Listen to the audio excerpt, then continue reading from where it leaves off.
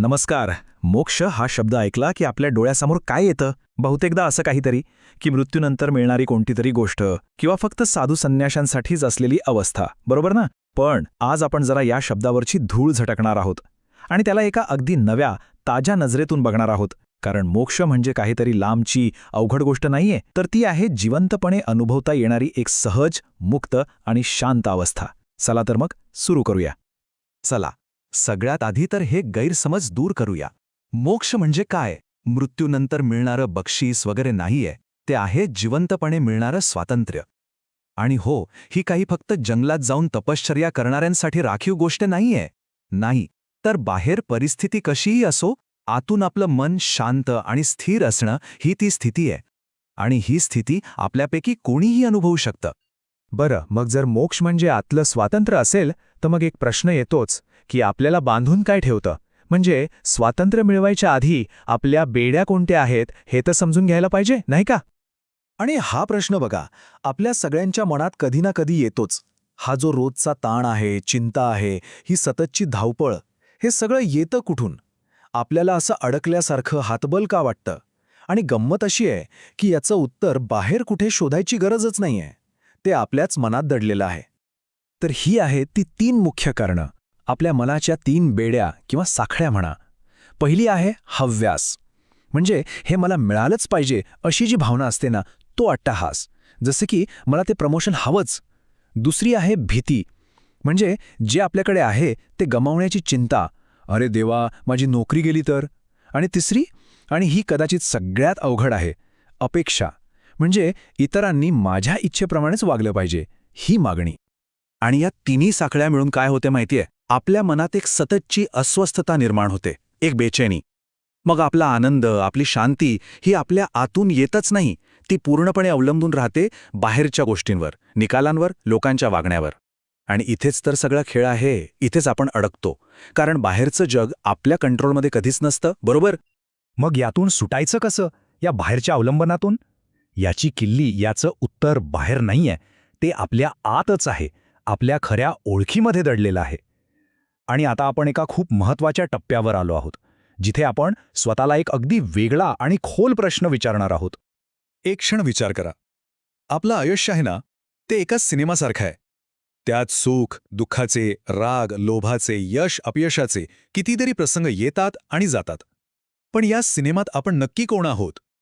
ते सतत बदलणारे सीन, की तो पडदा ज्यावर हे सगळं काही चाललंय, पण जो स्वतः मात्र कधीच बदलत नाही, तसाच शांत, स्थिर राहतो? तोच, तो न बदलणारा पडदा म्हणजेच आपली खरी ओळख, चेतना. चेतना म्हणजे काय? तर ती शुद्ध जाणीव जी आपल्या सगळ्या अनुभवांना, म्हणजे आपले विचार, आपल्या भावना, सगळ्या घटना, या सगळ्यांना फक्त पाहते. ती त्या अनुभवांमुळे बदलत नाही किंवा त्यावर काही परिणाम होत नाही. ती फक्त एक साक्षी आहे. हा फरक समजून घेणं खूप खूप महत्त्वाचं आहे. बघा, आपलं शरीर, आपले विचार, आपल्या भावना, हे सगळं त्या सिनेमातल्या दृश्यांसारखं आहे, सतत बदलणारं. सकाळचे विचार संध्याकाळपर्यंत टिकत नाहीत, राग येतो आणि जातो. पण या सगळ्यांना पाहणारी जी जाणीव आहे, ती चेतना, तो पडदा, तो मात्र कधीच नाही बदलत. तो नेहमी शांत, स्थिर आणि अस्पर्शित राहतो. आता या समस्येच्या अजून एका पैलूकडे जाऊया, एका मोठ्या भ्रमाकडे, जो नकळतपणे आपल्यावर प्रचंड ओझं टाकतो. आणि तो भ्रम म्हणजे मी करता आहे ही भावना. आपण सतत म्हणत असतो ना, हे मी मिळवलं, माझ्यामुळेच हे झालं, मी यशस्वी झालो. आपण यशाचं श्रेय घेतो आणि मग साहजिकच अपयशाचं ओझंही स्वतःच्या डोक्यावर घेतो. हा जो मी करता आहे असा भाव आहे ना, हा अहंकार, तो आपल्यावर इतका मानसिक भार टाकतो की आपल्याला मोकळा श्वाससुद्धा घेऊ देत नाही. चला एक साधारणसं उदाहरण घेऊया. समजा कोणीतरी जरा गर्वाने म्हणालं, मी हे झाड उगवलं. ऐकायला किती सहज आणि खरं वाटतं, नाही का? पण एक मिनिटं थांबा, हे खरंच पूर्ण सत्य आहे का? कारण जरा विचार करा, त्या झाडासाठी बीज कुठून तरी आलं, पाणी निसर्गाने दिलं, सूर्यप्रकाश मिळाला, मातीने पोषण दिलं. निसर्गाची एक अख्खी प्रक्रिया त्यामागे होती. आपलं काम तर फक्त एक छोटासा भाग होता. मग मी उगवलं हा दावा कितपत खरा ठरतो? तर मुद्दा हा आहे की आपण करता नाही तर फक्त निमित्त आहोत. गोष्टी फक्त आपल्या माध्यमातून घडत आहेत एवढंच. आणि ज्या क्षणी हा मी करता आहे हा भाव जातो ना, तेव्हा बघा, हव्यासाचं किंवा काहीतरी गमावण्याच्या भीतीचं ओझं आपोआप हलकं होतं. डोक्यावरचा तो गर्वाचा आणि अपयशाच्या अपराधीपणाचा भार उतरून जातो.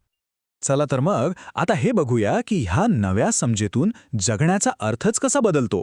कारण हे ज्ञान फक्त ऐकून सोडून देण्यासाठी नाहीये, तर ते प्रत्यक्ष आयुष्यात अनुभवायचं आहे. पण मग ते करायचं कसं? आणि इथे एक अगदी स्वाभाविक प्रश्न मनात येतो की अच्छा हे सगळं समजलं, पण मग आता करायचं काय? सगळं सोडून द्यायचं का?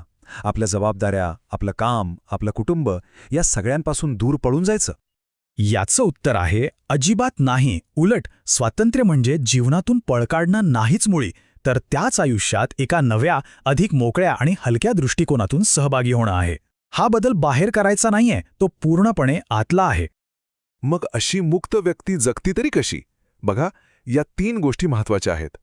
पहिलं म्हणजे अलिप्त कर्म. म्हणजे काय? तर परीक्षेचा अभ्यास अगदी झोकून देऊन करायचा, पण निकालाची सतत चिंता करत बसायचं नाही.